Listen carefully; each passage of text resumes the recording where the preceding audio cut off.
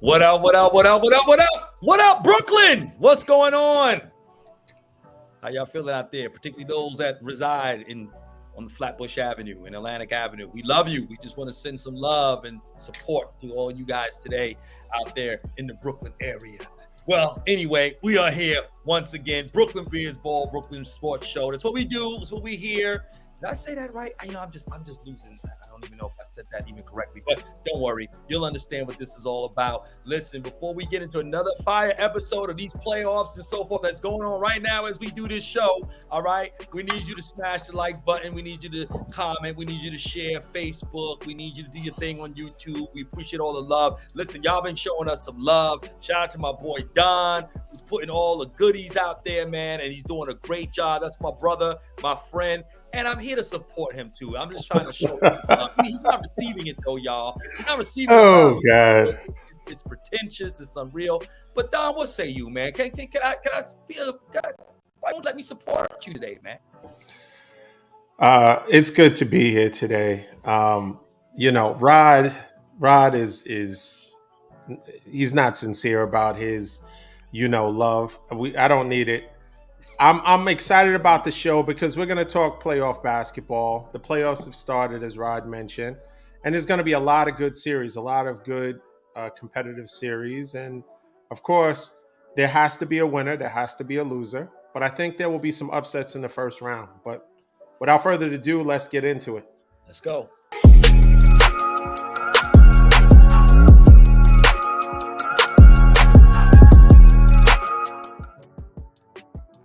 As Rod mentioned, playoff basketball has started. And it started with the Brooklyn Nets versus the Philadelphia 76ers. Now, mind you, normally we do this show, a day or two ago. Rod he insisted to push the show back. Well, let's do it right after because we're on different coasts, right? So I understand that. Sometimes there are schedule conflicts, but Rod insisted to push the show back right after the 76ers and the Nets played. Depending on what the outcome would be, you would get this, the nonsense in the beginning of the show. He's feeling good about himself. And if they lost, if the 76ers lost, Rod would probably have a different tune. He would try to be, yeah, man, I told you they're a good team. And there's a lot of, so I was in a lose-lose situation off the rip. But that being aside, I will say this. The Nets looked pretty good considering. Now, if you're going to tell me that you have the assist leader and maybe the MVP of this season playing against a team that Rod will tell you, a lot of other people, we lost our superstars, right? So we have let everybody else tell it. We have a team of good pieces, or we're one superstar or a great player away from really making some noise in the East. Okay, cool. That being said, I think if you're going to say with the MVP and the assist leader that they're going to shoot 13 3-pointers in the first half, and I don't know how many they hit, they've never done it before. And I think overall, I think we played well. I think we shot at a higher percentage than them, but of course, those 50-50 balls, we were losing. We weren't getting that. They were killing us on the glass. And I think they were getting an opportunity to have second shots, and they took full advantage of it. And because of that, for 3 quarters, the game was pretty close, within 5 to 7 points. And then towards the fourth quarter, in the third, fourth quarter, they were able just to, expand the lead and win convincingly. But I'll say this. I don't think Harden is going to have the game that he had again. I don't think the 76ers as a whole will shoot as well and as efficiently as they have been. And I like our chances. Mikal Bridges will still play the way he's been playing at an extremely high level. I think I like our chances for a long series. And we're going to go through our playoff scenarios and we're going to predict how the series of all the playoff teams are going to conclude, what it's going to be, who's ultimately going to win. But I'll start off with that and then I'll throw it to you. I like Brooklyn in 7. I think it's not sustainable. Embiid might be sustainable, But I don't think Harden's efficiency, both scoring and passing, is going to be sustainable for an entire series. There will be lulls in his game where he won't shoot as efficiently. He may turn the ball over. And on top of them playing and shooting something that they've never done before, they only had like 5 or 6 turnovers. And they're a higher turnover team. So I think they played a excellent game. And of course, it was already going to be tough. But when a team that is better on paper and better in reality shoots as well as they do, then you get the result that you get. What do you say? Well, let me say this, because D, if y'all recall last week, he upped his percentage from 40 to 45%, but yet he wanted to cry to America to say that he was in a lose-lose situation by doing the show immediately after Brooklyn loses the first game of a 7-game series, by the way, 1 game. But let me point out some statistics here. And I know, again, as I often tell D, stats can be a little misleading when it's not put in proper context. So I still hold fast to that philosophy. But I want you to look at something here, okay? Because the Nets played very well today, I actually thought. But there were some glaring issues here that we have with the Nets. But let's first look at a lot of the comparisons here, okay? The Nets actually shot 44% from threes. They hit 13 of 29. That is very good.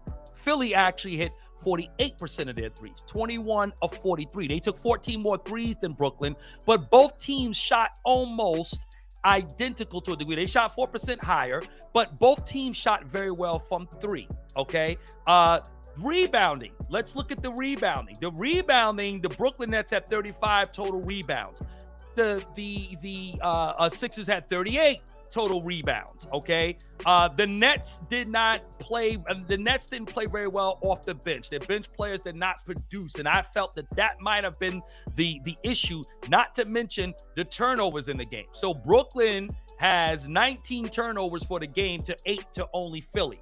So the defense for Philly, I thought, played a role in this game and the outcome thereof, because I thought there were moments where they doubled down or double teamed Bridges after having a hot start in the first half. We saw him go off, and Bridges is really becoming that dude. So we clearly see he's a force, and Philly's going to have to devote defensive resources towards him. But when you look at this game overall, it was kind of evenly matched in terms of the play and the statistics. Harden was 7 of 21, but it was the 7 threes that he hit. So Harden, again, didn't really shoot well, but he did. But the points or the field goals he made were from 3-point range, right? So the Nets didn't defend well around the 3, but neither did Philly. And so again, they both shot well from threes. In fact, they both shot well from the field as well. 47% from the for field goal percentage for Philly, and Brooklyn actually shot 55%. So they shot very well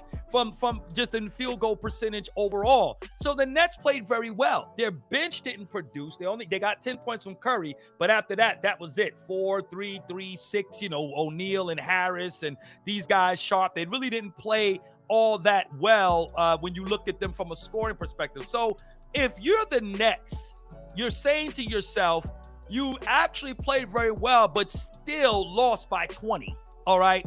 That's a scary thing, because you shot well.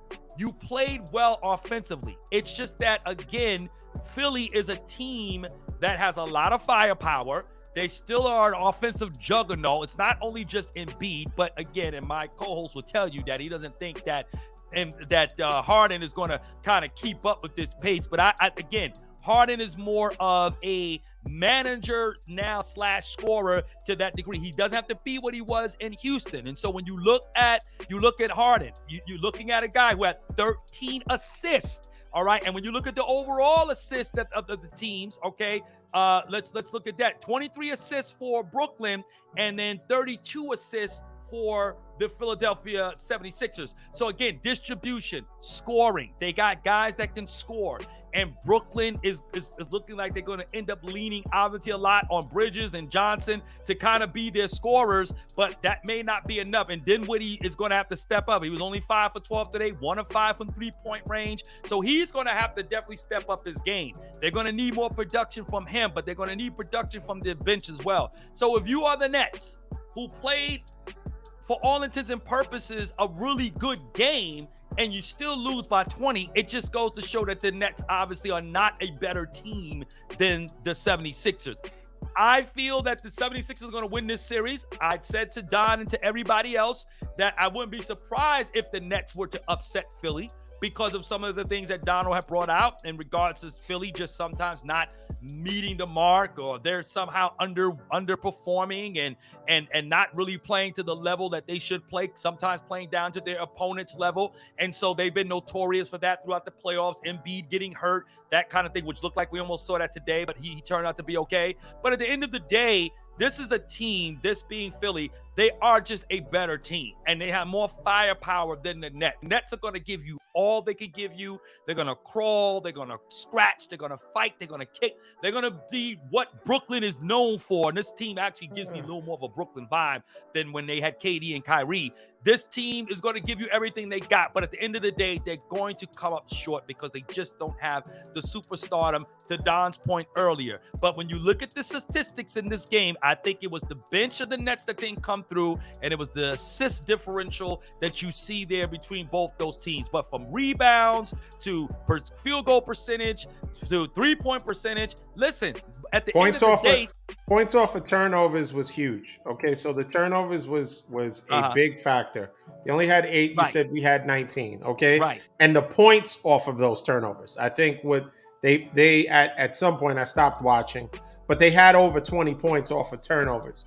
So I think that might be the difference. That's the difference. So okay, so you got to limit your turnovers. Yeah. And get more bench production, and will they go and listen, and I don't disagree with you that they could lose in 7. I mean that what did you say? You say Philly in 7 or the Nets in 7? Nets in 7. You said Nets in 7. I mean, this very well could go to a 7-game series. I wouldn't be shocked if it does. All right, I wouldn't be shocked because, again, Brooklyn is a team. I still think they're well coached. I'm a big fan of Jacque Vaughn. I really like what he did with this team, and particularly after everything that happened when the 2 superstars left. But he still made this team competitive, and I think we're still going to see a good series. So now we see Game 2 where the adjustments are made.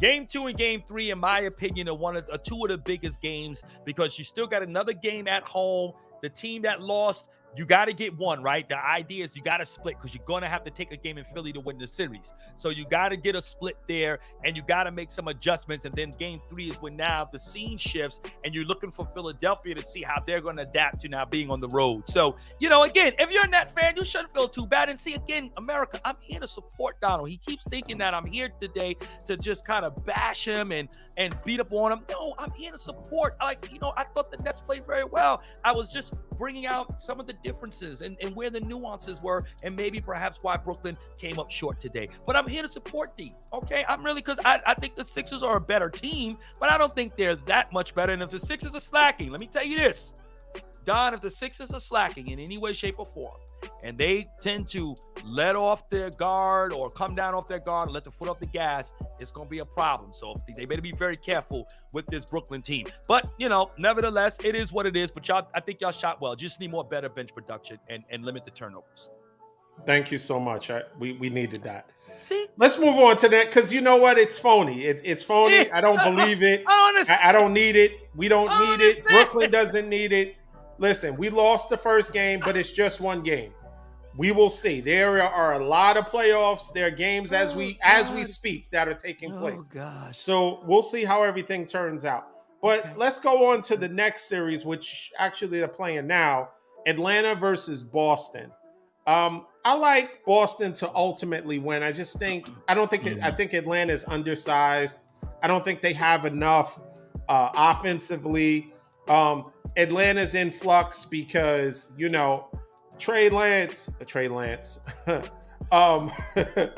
Right. Another Trey one Young. In flux. Trey Young. Trey right. Young. Right. Another one. Right. Another one. See, he's wearing his 49er hat today, y'all. So he's already in football season. He might be, Trey Young they might be moving him.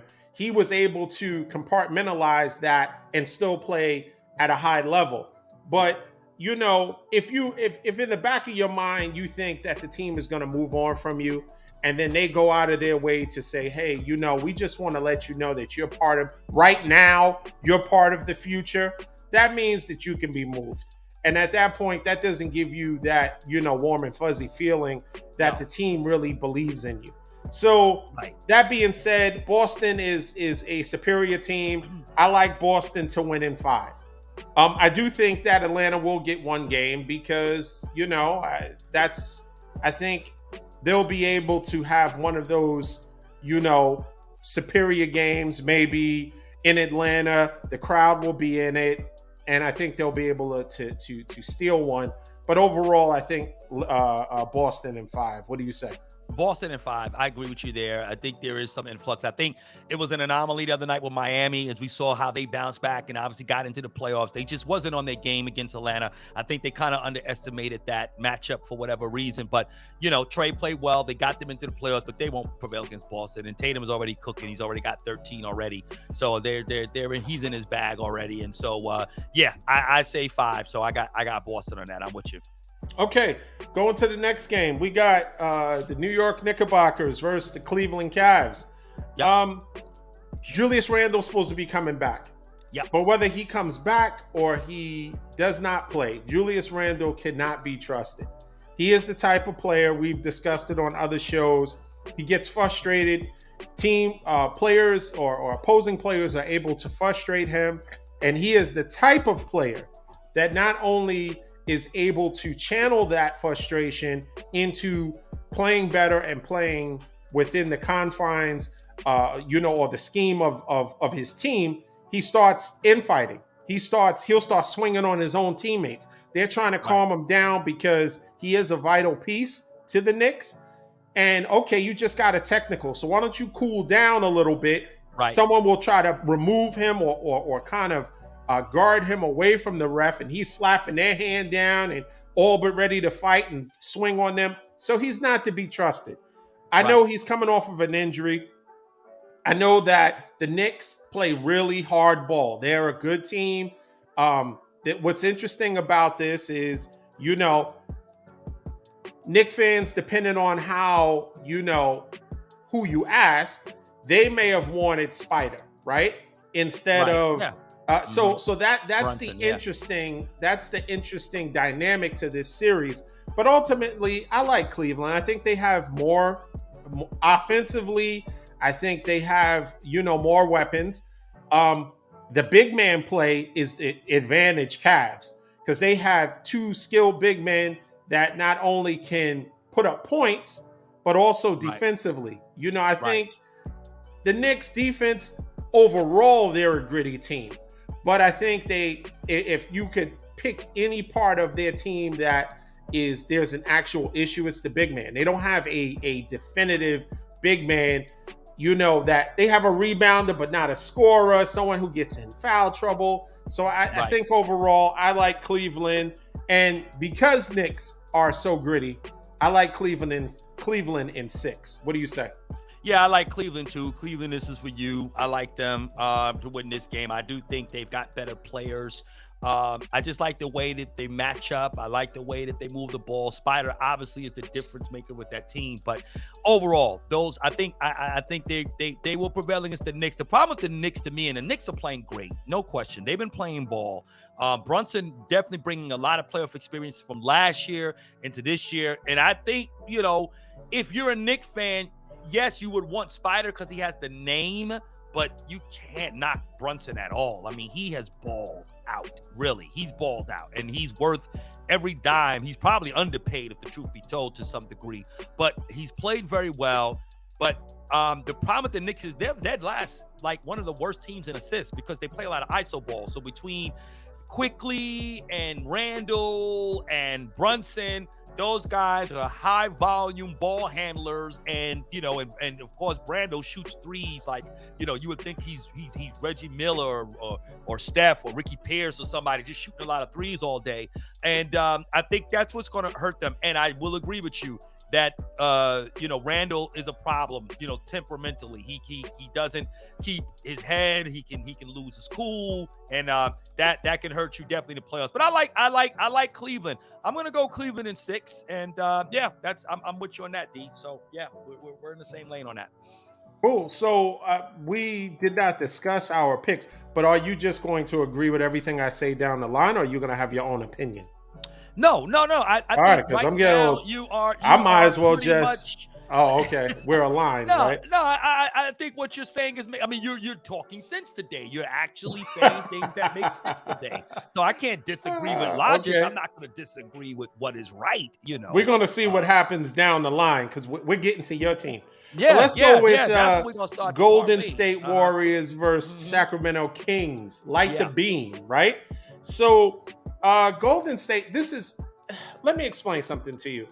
I've also factored in narratives and Right. what teams want, what do fans want to see, right? And Okay. so I was going back and forth. Sacramento, could they beat Golden State? Wiggins is cleared to play, but we don't know where he is.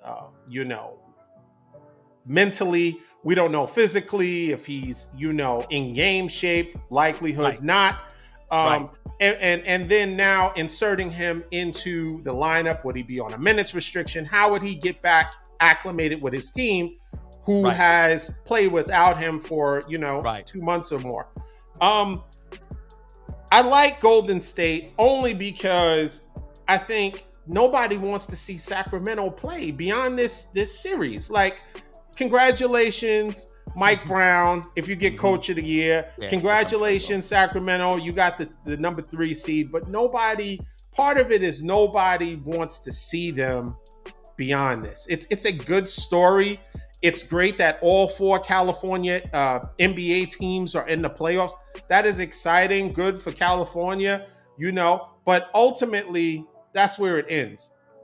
So I do think Golden State will go the distance because it's a feel-good story, and the NBA likes those kind of narratives. They like the little man to feel finally, I'm going to step up. I'm going to step up to Big Brother and actually compete.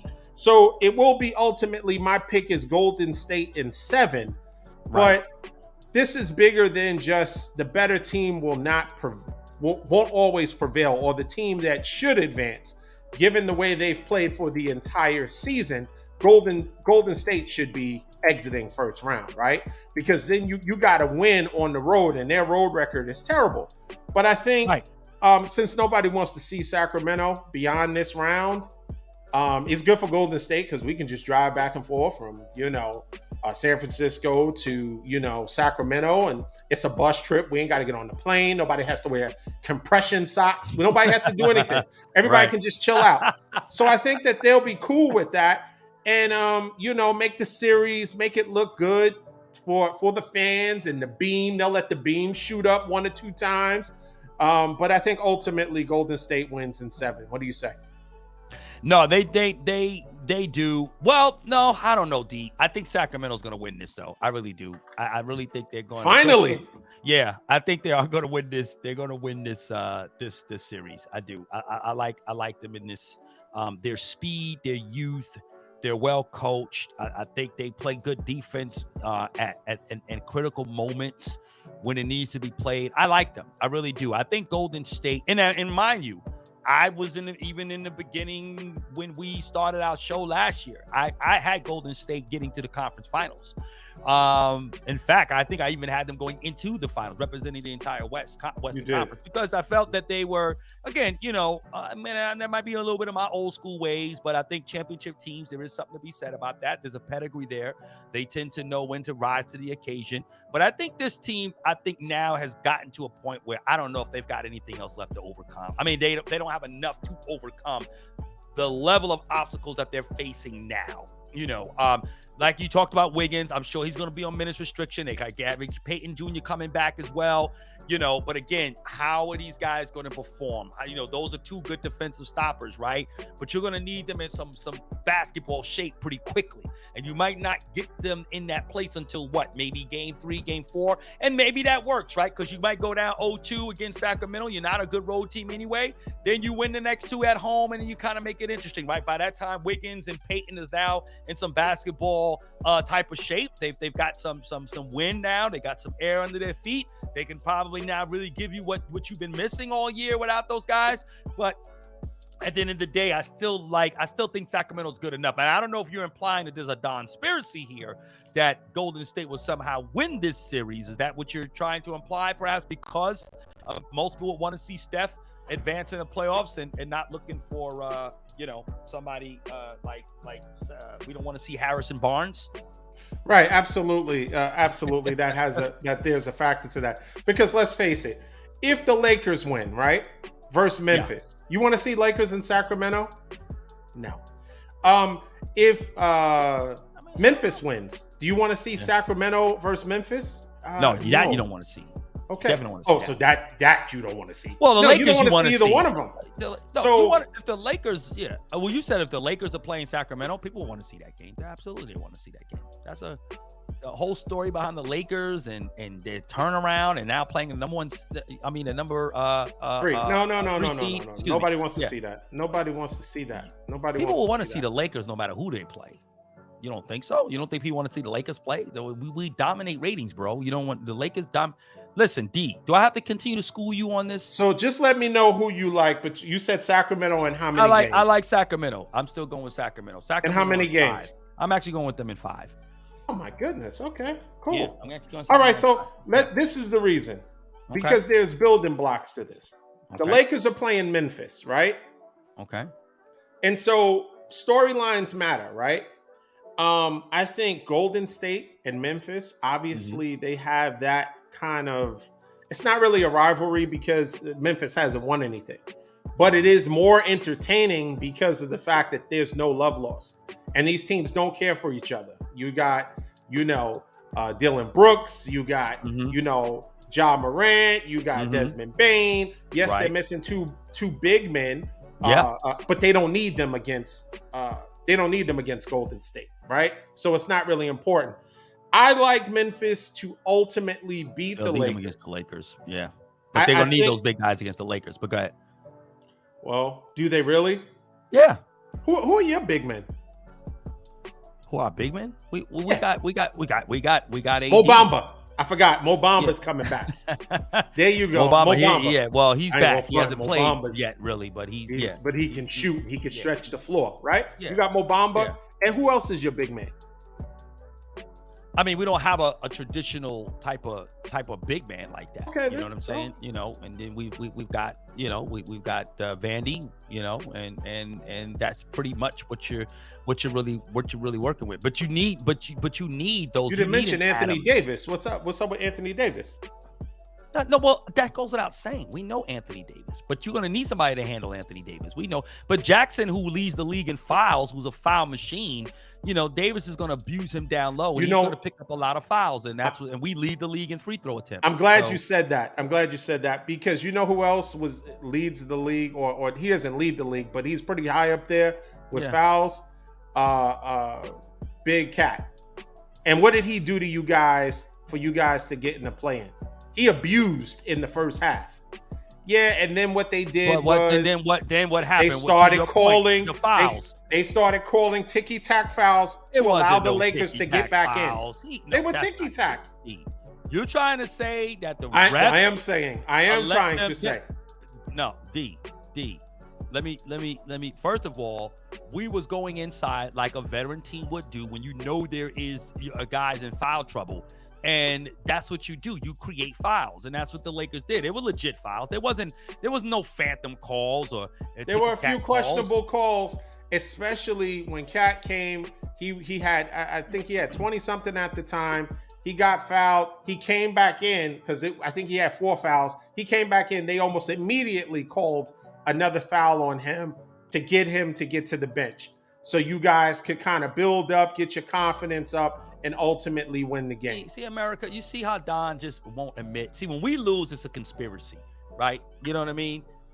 But when we lose, it's the team outplayed us. They first of all, Cat is soft, okay?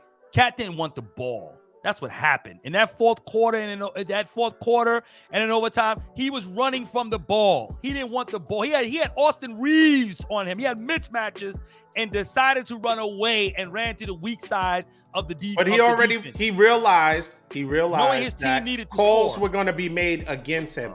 If he aggressively went to the hole, a call was going to be made, and he couldn't need to go to the hole. He could just take and go up over a guy like Reeves. You ain't even got to put the ball on the floor. Cat is a skilled big man like AD. He could shoot from anywhere on the floor. He could have just So- raised up and score. He didn't So, want the ball. I'm- That's all it was. They didn't run. There was a poorly offense. You know what the problem was with the Timberwolves? They lost that game. They lost. Did. I will admit, but it wasn't Lakers for the didn't refs. win. It was Lakers because didn't win that game. No, I think the Lakers played a part in us winning the game, but I think we did get help from the lack of offensive mindset from Minnesota. I don't know what they were thinking. You know what I'm saying? I don't know what they had opportunity to. Yeah, they had opportunity to put you guys away, and they didn't do that. I don't know why they went away from him. And this was without Rudy Gobert. This is without, so you gotta defense. So yeah, that's that. Defense wins championships, and rebounds win. And we did lock them down defensively. Did we not play defense in that game to get us back? And you saw it even in the Clipper loss, how we got defense to get us back into the game. We played defense. Did you guys win that game? Really good. Did you guys win that Clipper game? No, but we. Still all right, so let's not talk. Let's talk about W's. You guys won the Minnesota game, W, but you won't give us a W. You keep making excuses for our W. You tell if we lose, we lose. And if we win, then it's you win against undermanned teams. It should have with those players missing. Do you agree? We're undermanned and we lost. Somebody texted me and said, "Man, I got a lot to say about what Anthony Davis didn't do." Do you know who texted me and said that? Who said that? That was you. What do you mean? Who said that?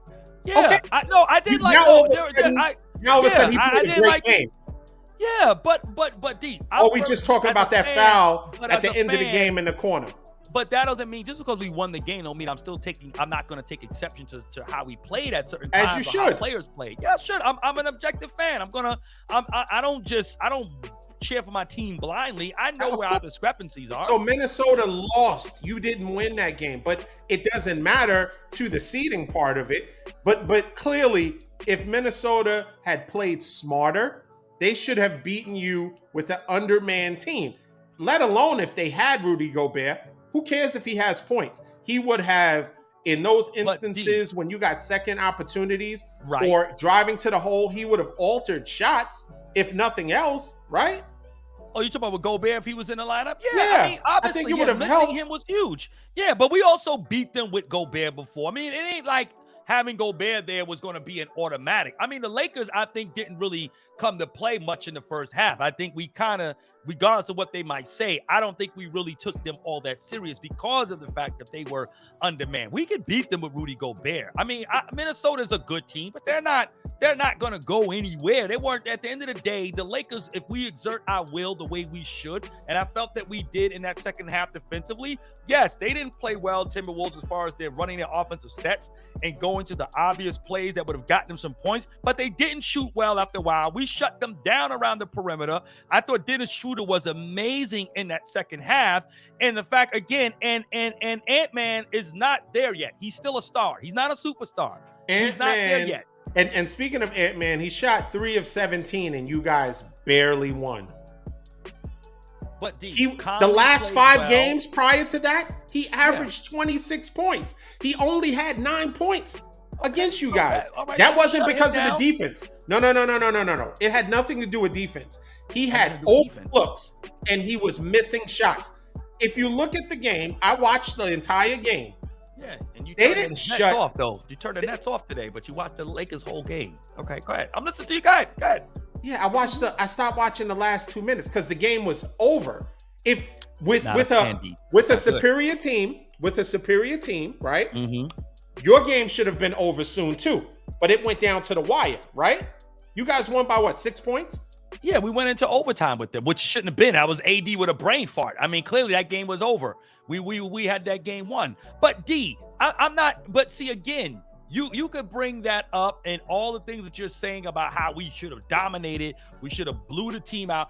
Yeah, I agree. We should have exerted our will and completely and dominate them, but we didn't. But it still doesn't take away from the fact that, again, the Lakers are a much better team than what they were prior to the trade. Absolutely. And we still have a team that is capable of winning. If this was a 7-game series against Minnesota, the Lakers are winning that series. Trust me, they will win that series. So let me ask you a question, because given most recent games we've seen against the Clippers, against Minnesota, the Lakers have a horrible first half, and then they pour it on the second half. 50-50 with that. One, they lost, right? and one they actually won, but it still went to overtime. Draymond Green on his podcast brought up that how gassed LeBron looked. I'm going to ask you this question. Two questions. First question is, if they go down by a substantial lead against Memphis, do you think they're going to be able to come back against higher caliber teams such as Memphis? That's first question. Yeah, dude. Second question is, do you think that LeBron or what happens to LeBron if in this series, I predicted Memphis in 7. If they go into any of those games, go into overtime or double overtime, what is that going to do to the Lakers moving forward? Because if LeBron has to, some of these series, in order for them to go deep, they're going to have to shorten the series. If they go 7 games with Memphis or any of these games go into overtime, they are an older team. Their stars are older. No, we're very young. There's only no one is over 30 on the Lakers except LeBron. Stars. You're great. Can you win without LeBron?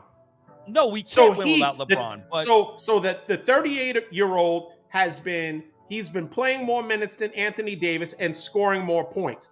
And more than anybody else. So you need recent him. Games, yeah. But he's rested a lot too, D. But go ahead.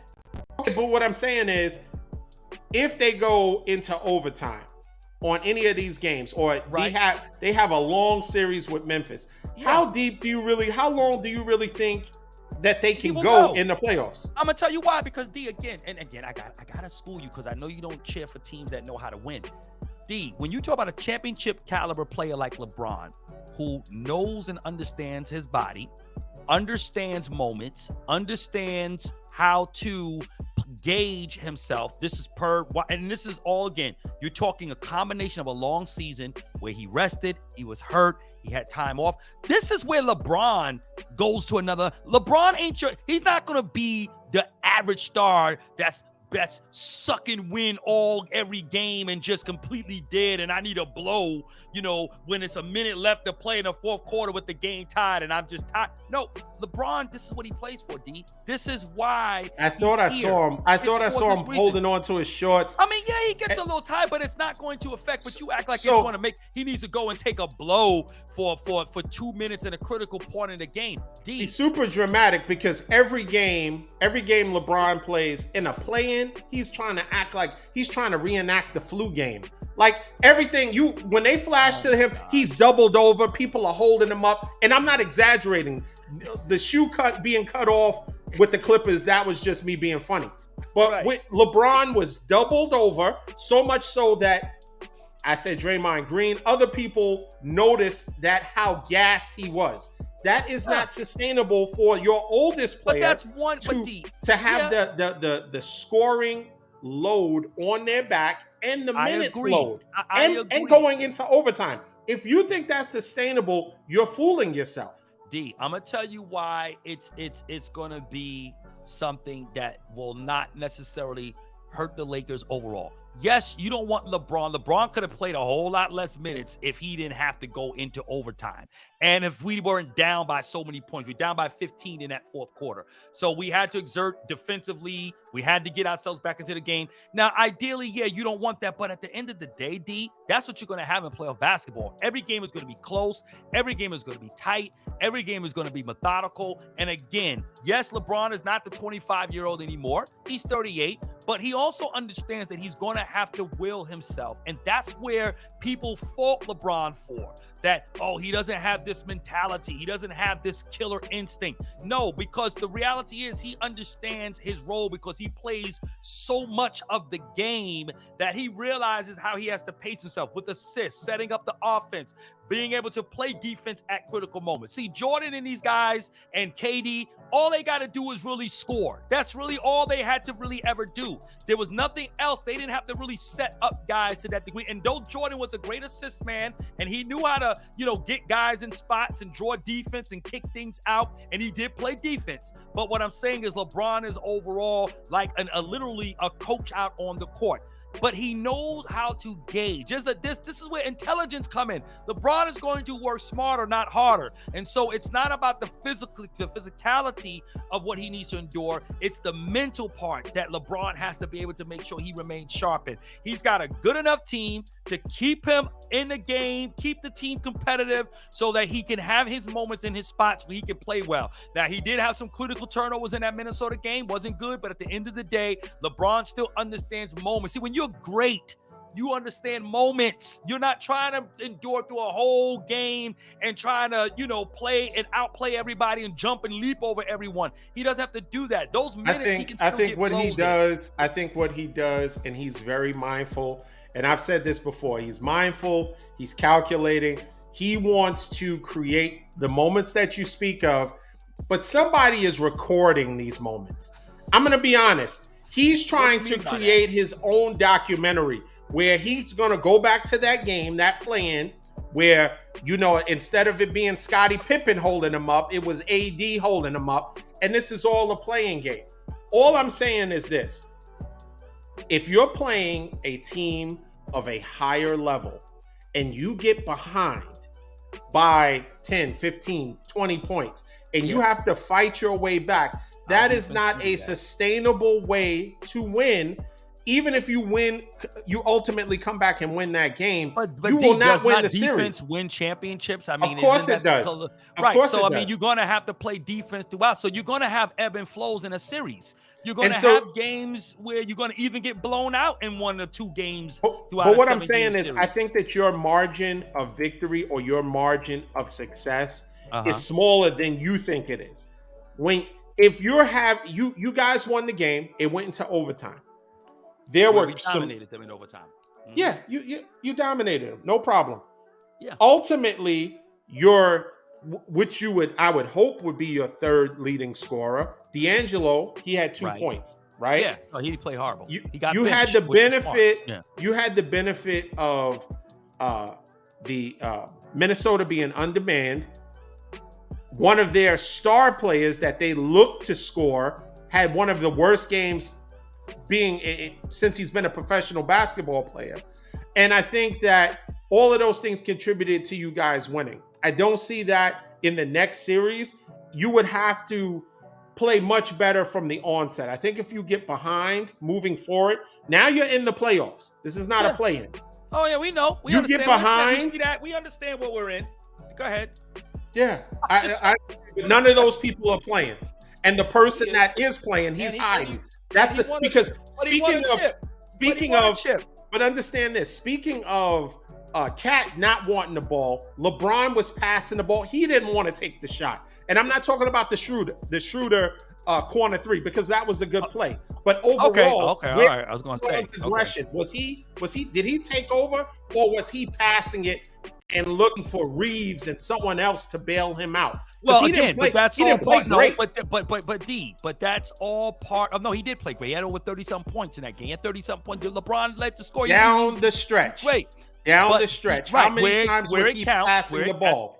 But I'm gonna tell you why he passed the ball, and where you saw Reeves come off a little bit towards the end, a little bit, and the main guy that did a lot of the handling for us technically was Schroeder. That's why I'm trying to tell you, LeBron gets his rest. He doesn't have to overexpand himself when he got you, because we got guys who can create a little bit. You got Schroeder, you got Reeves who can handle the ball at times and create his own shot. So that's all LeBron was doing. Again, affording himself some rest and pacing himself in the game. That's all. It's intelligent basketball. That's all it is. We get caught up in thinking he needs to be Jordan or Kobe and high over everybody, but he doesn't have to do that. He doesn't need to, and he's 38 years old, so that's all the more reason why, to your point, why he is going to have enough to sustain himself, because he's 38 and he understands how to pace himself through a game, because he's got more playmakers now. He's got guys that can also run the offense to him for him and run a little better. And our bench played a lot better in that game too. I thought Hachimura was good in that game. I thought Beasley played well at times. He hit some key shots. So, again, D, I'll say this before out, and you can take us further. D, in a championship situation, there are times when you're going to have other guys that are going to have to step up for you to win. Every win looks different. And that's the point I'm trying to make to you. You keep thinking everything's going to be AD. Look, Joel Embiid only took 15 attempts, right? But he went to the free throw line 11 times, right? There's ways in which you're going to win the game. And if it's somebody else got the hot hand and somebody else is playing well and you could distribute and get equilibrium among all the guys in their performance, that's how you're going to win. LeBron doesn't have to. There are times when he's going to have to take over and win. But there's times when he understands how to pace himself. And when it's come for him to dominate, he's going to dominate when it's time and he's refreshed because his guys kept him in the game enough to be able to do what he has to do. That's all I'm saying. Mikal Bridges is not going to be able to win this series for y'all. If y'all rely strictly on Mikal Bridges and you don't get Dinwiddie and other guys involved to help contribute to that scoring, it ain't going to be a 7-game series. They're going to be out a lot sooner. And the fact that you got Memphis winning in 7, that means, D, that you like the Lakers in this series to win. Because if the team got to go to 7, that means that it's up for grabs now. It's 3-3. Anybody can win. So why are you giving us 7? Why are you taking the series to 7 with the Lakers? Let me explain something to you. It's all about ratings also. Believe me. Okay, all right. Listen, aside from Don's conspiracy, and I agree with you. It's about ratings. They don't want certain series. They don't mind if they end early, right? They don't mind if they end early. To include Brooklyn versus the 76ers, Atlanta and Boston. They're not dragging those series on. But Cleveland and New York, Golden State and Sacramento, Memphis and LA, yes. Phoenix and the Clippers, yes. Those series they would like to drag them on because, of course, it's ratings. Everything's about ratings because they have But you wouldn't, as a basketball fan, right? You wouldn't want to see a nice 7-game series between Boston and Atlanta, but Boston being a number 1 seed on the verge of being eliminated. You don't think that creates great suspense? It does not. It does not. Because 9 times out of 10, people think that team's going to blow up. They're going to blow that team up. They had been about Ice Trey getting out of there anyway. And then for it to come out right before the play-in only confirms everybody's suspicion that he wasn't going to be there. Because remember, before the trade deadline, there were pieces there that they were talking about getting rid of or trading or trying to. So that team is just, listen. But okay, I understand that team is, there's no future in that team. Right. But I mean, but right now, right, a typical underdog team, you don't think people want to see an underdog fight like that and maybe push Boston to 6 games or even that's not 7? going to be. You don't think that'll that's draw not ratings? The series. That's not the series that is, because typically it's not going to be all chalk.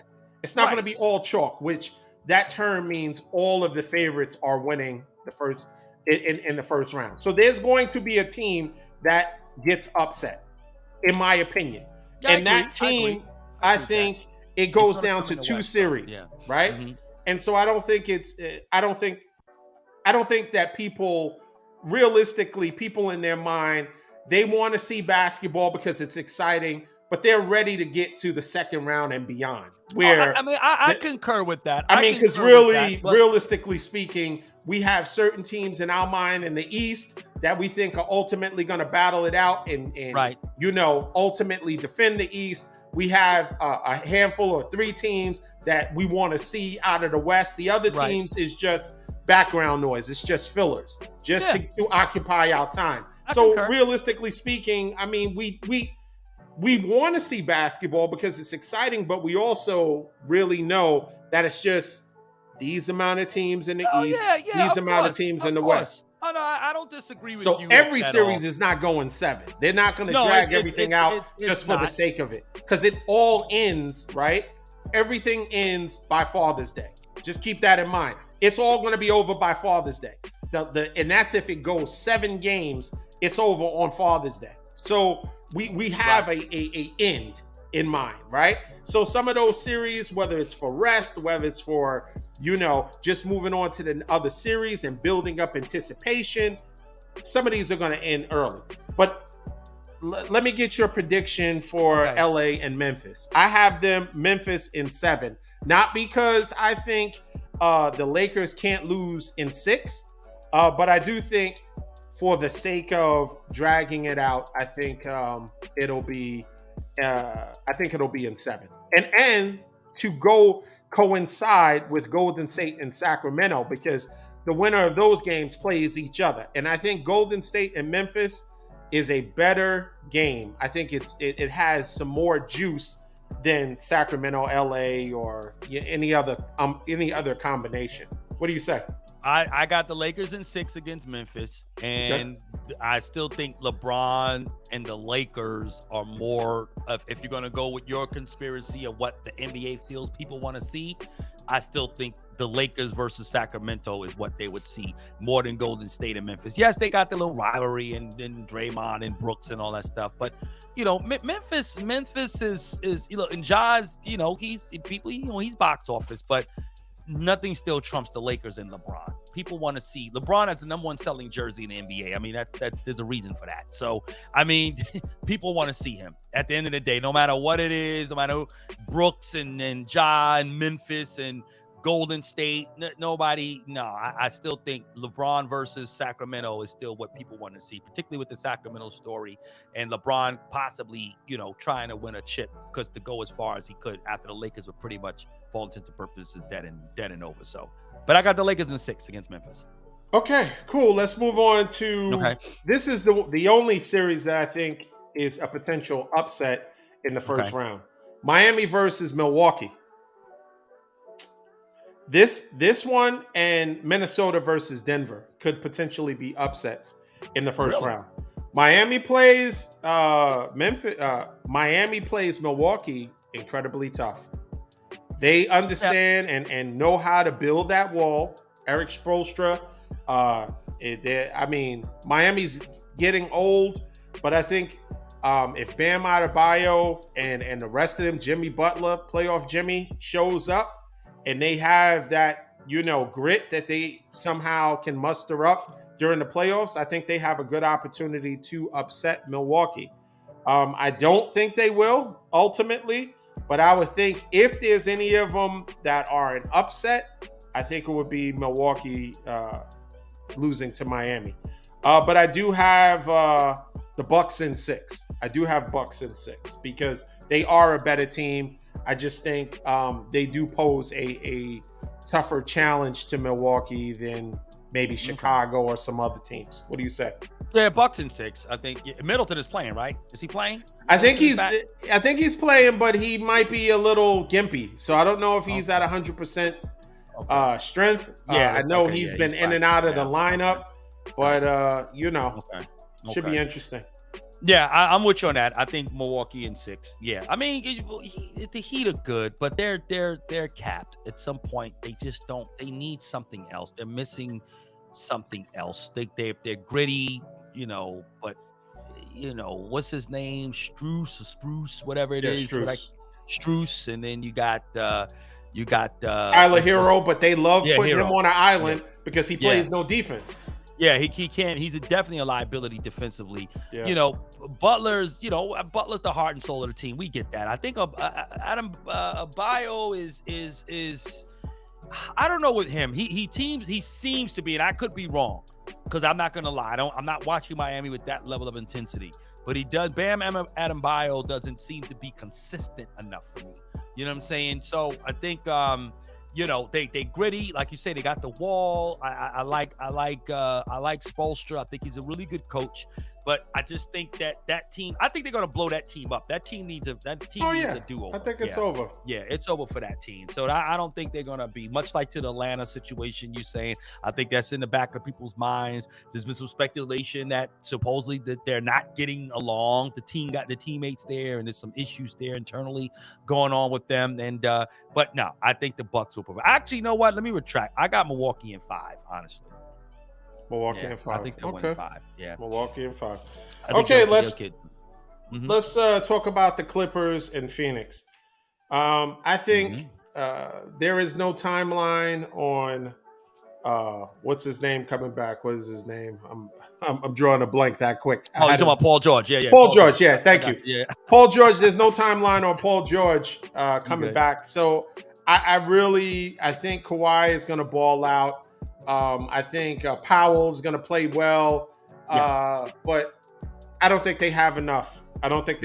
Defensively. They could try to stop Booker.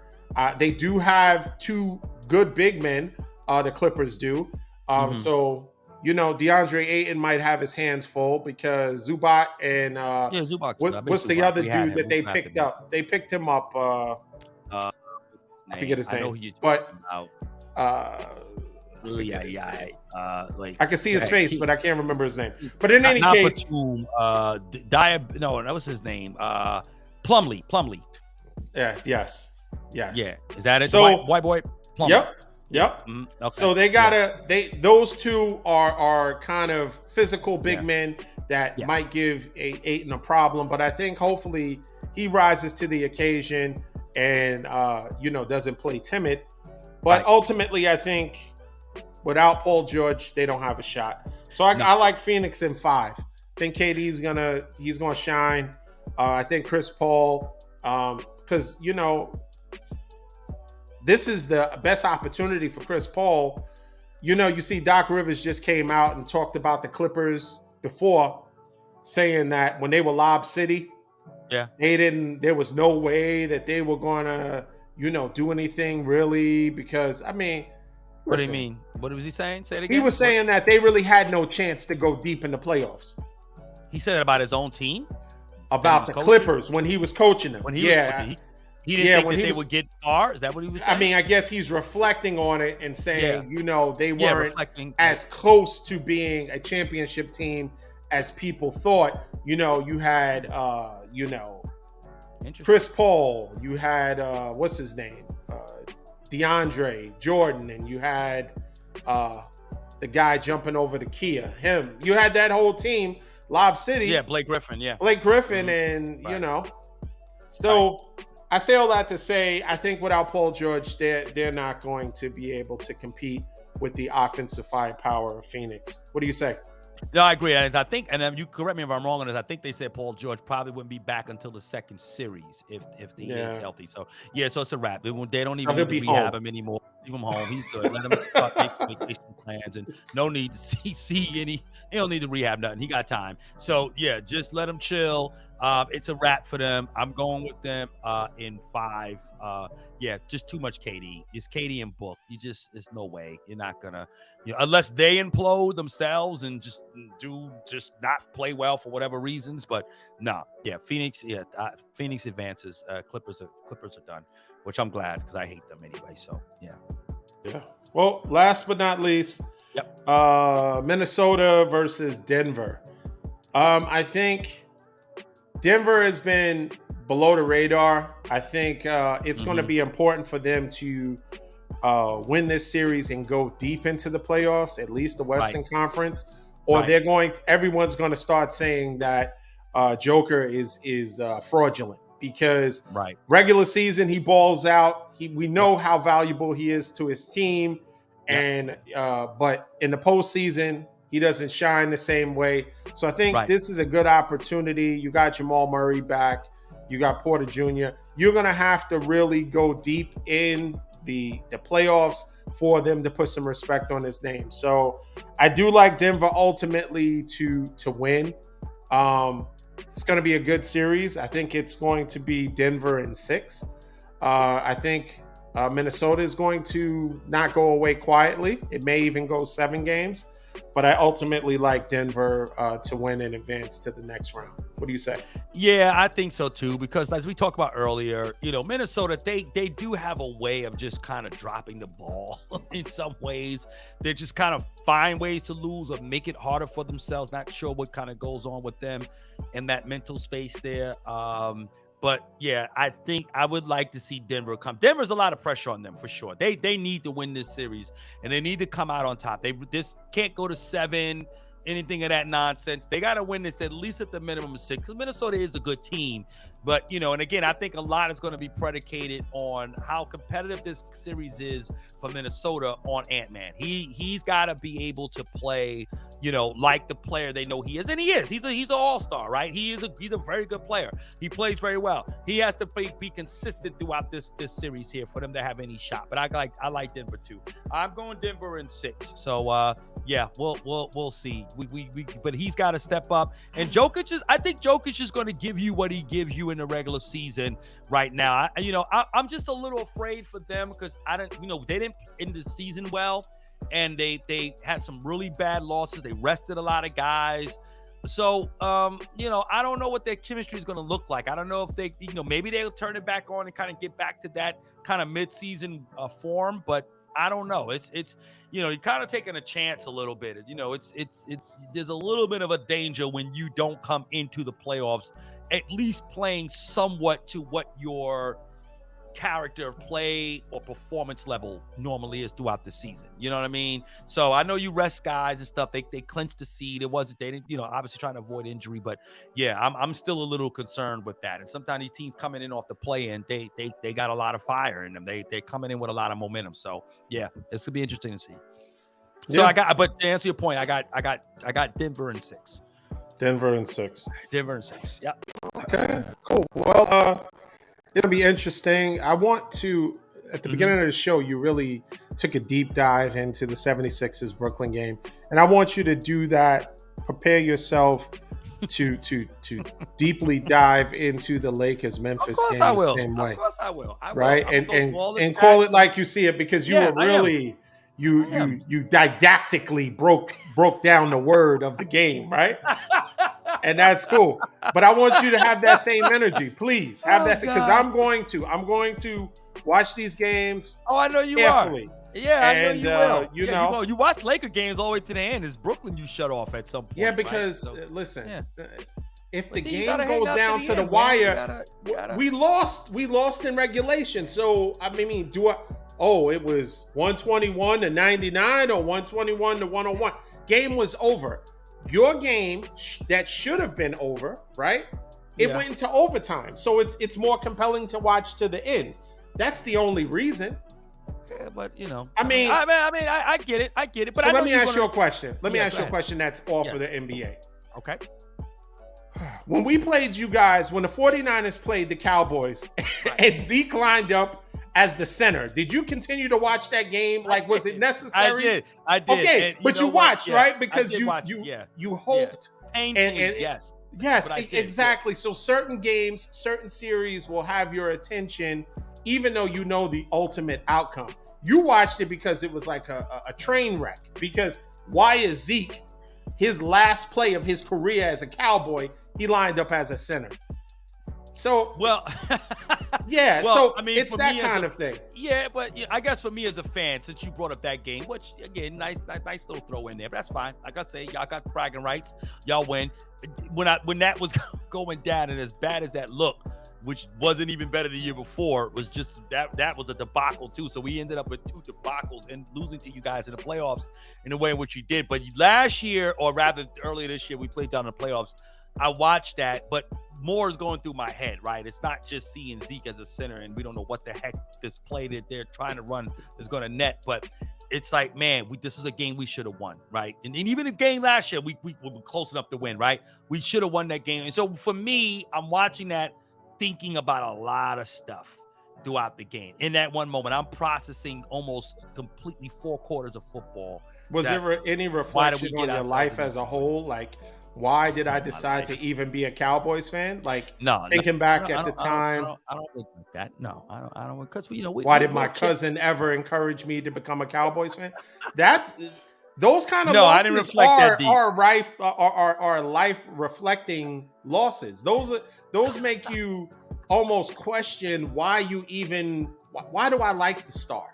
No. I tell you what it did do. It further and deepened my disdain for the 49ers. I hate the 49ers. I really Mission do. accomplished. Since Dwight Clark's catch in 81, watching that game on the couch with my dad and how I was still traumatized. And you cried, right? I cried. Yeah, I did cry. Okay, I did perfect. cry. My dad. This is a perfect way to end the show. Yeah. I think this is right here at the point where this is the get ready, America. We can finish the show here. You know what? I'm gonna start giving. I gave him perfectly. Oh, get ready. Here we go. Oh, we gonna finish the show right here. I don't want to take up another minute of your time. Thank you. Shout outs to Infinite Audio for the music. Shout outs to Kingdom Creative for the production. Fantastic show. Rod, thank you for joining.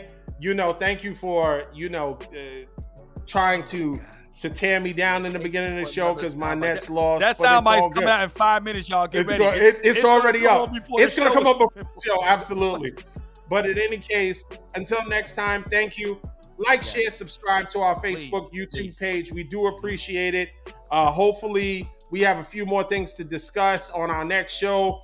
Are the Ravens going to get their act together? What are they going to do? Are they going to, sign Lamar? They're going to let him go? What are they going to do? Football season is going to be starting soon. Football season is still on, USFL or whatever, those guys trying to make catches and be the next Turpin and all this. All of that stuff is going to happen, but we're interested in what the Ravens and our teams, Cowboys, 49ers, what they're going to do. So we have a lot to discuss to include the playoffs. But once again, please like, share, subscribe to our Facebook and YouTube page. Thanks for joining us. Until next time, peace.